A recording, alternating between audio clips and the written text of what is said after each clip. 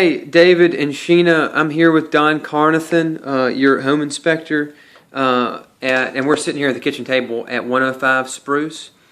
And this is not going to be much of a real video so much as it's kind of more of an audio recording, but it's just an easier way to do it, and it's uploaded here to YouTube for you. So let me get Don to kind of start us from the top here. He and I were discussing essentially at the very beginning just the foundation.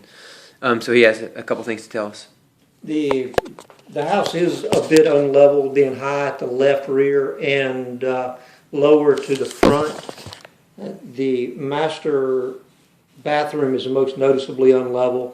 The only cracks that I saw inside the house are inside the two master bathroom closets. A couple of little compression cracks at the sheetrock just outside those closet doors, and then some very small cracks on the interior there. As far as movement around the outside, there is a separation of what's called the freeze board. That'll be in the report with a photo at the left rear, and there have been two windows pointed along the left side of the house, and that's a brick repair where there are voids at the bricks at the windows themselves. David and Sheena, something that Don and I were just talking about is I asked him just how level off level is it, essentially, and Don's response is probably 5 or so inches. I do not measure. Mm-hmm. That's a much more of an engineering type of a function than I perform. Right. Okay. And that's all. You think just in you not being an engineer, but just in your opinion, you think it's all going one direction? It does look like a general settlement or maybe a heave, and seems to be at least fairly uniformly high at the rear, low to the front, maybe the front right. Okay. The measurements would tell you that, and measurements are a good documentation if you wish to have an engineer's report. I don't tell anybody not to do it. Mm-hmm. Somebody has done, I'm sure the homeowner has done a good bit of drainage work around the rear of the house and down the left side. I mean, there's an underground drainage system, gutters have been installed, extension pipes from the gutters go underground, I'm sure, to this underground drainage system. Mm-hmm. So somebody has done something with intention to address this. It's the only good reason to do that type of work. Mm-hmm. So somebody knows something and has done something for a reason, and there's probably some documentation associated with that, I hope. Yeah, I hope so. Okay. So ask those questions. Okay. Moving on, the roof is not original. I haven't seen anything documenting how old it is. I figure 2 to 4. Do you recall from a disclosure or anything? I don't recall. It looks quite good from the ground, and it's a little bit too steep for me to walk. Okay. But it does look quite good from the ground. Plumbing vent flashings, that kind of thing are okay. Had a couple of stains in the attic, and I'll note where those are in the report. The chimney itself is a synthetic stucco chimney. It looks pretty good from the ground as well, but I did see a small bird go in the very top of the trim bands. I can't see a hole there, but I'm very sure there is a hole there. And so that needs to be repaired by a synthetic stucco person. Should be very easy. I was able to see the chimney from the attic, look up inside it, no significant damage, none of that kind of stuff. So it looks like a pretty straightforward repair or a patch, if you will. Pretty common. Woodpeckers will often start a hole, and then the birds find that as a nice place to make a nest. Mm-hmm. So it's a pretty easy deal most of the time. Okay. Garage was good. Electrical panel, there's a little electrical issue at the sub panel, which is be very easy to fix. A lot of the houses this age are miswired, but it's an easy thing to correct. That'll be in the report with detail.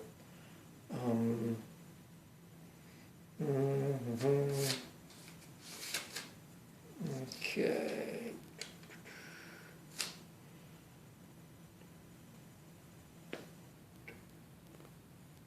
All right, laundry room, and a broken handheld sprayer at the sink. We're going to end up talking a good bit about heating and cooling. Originally, this house did have a separate heating and cooling system for the upstairs. Okay. That's been bypassed and a Nordyne system installed. Looks like the age of it is from 2005. Okay.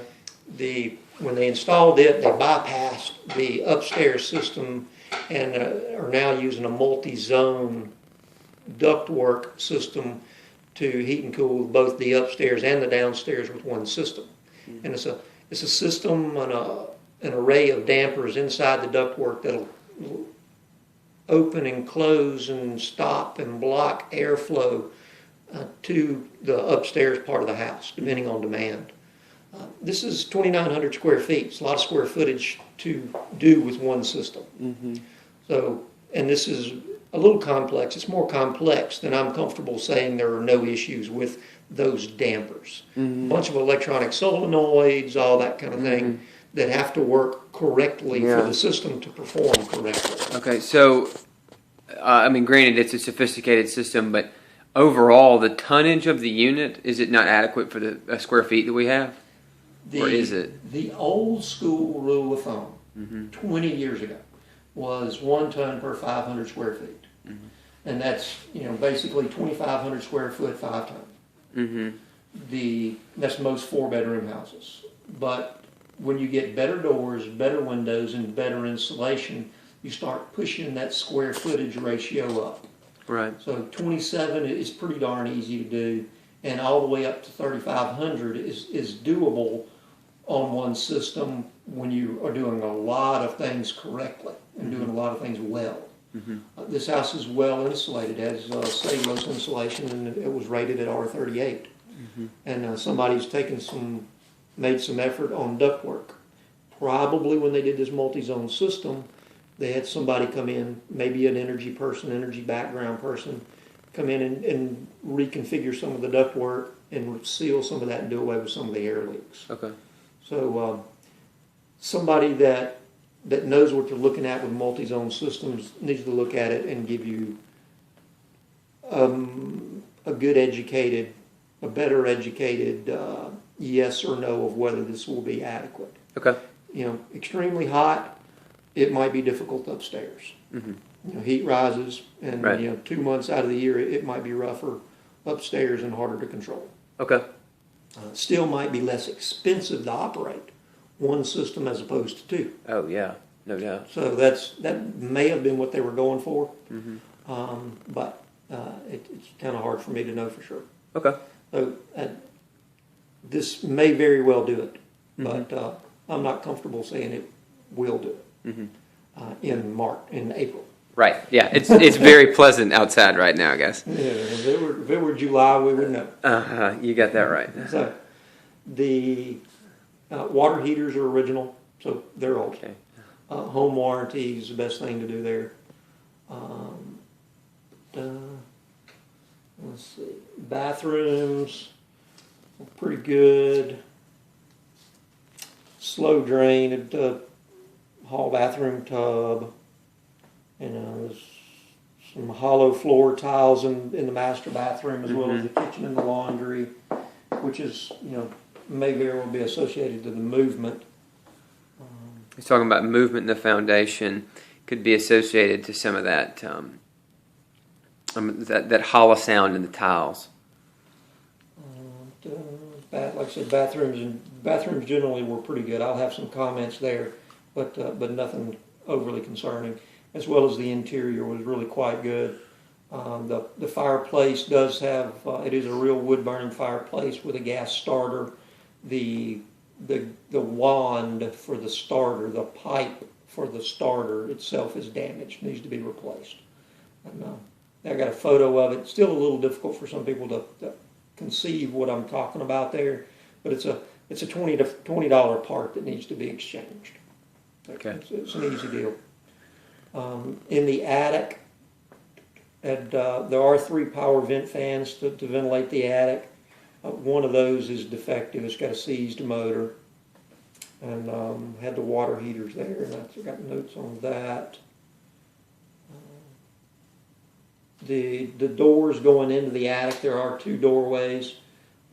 They do have weather stripping. They do not have sweeps at the bottom, and they're hollow core door. They're basically interior doors, and you could put insulation or foam board insulation on the back side, on the attic side, would help with utilities as well. Extremely easy to do, Right. Yeah. so and Sure. it will make a difference. Okay. Great. Um, That's a quick, easy fix. Yeah, and that is the very large majority of what I have. Okay. Well, Don, I appreciate you taking the time to let me do the video.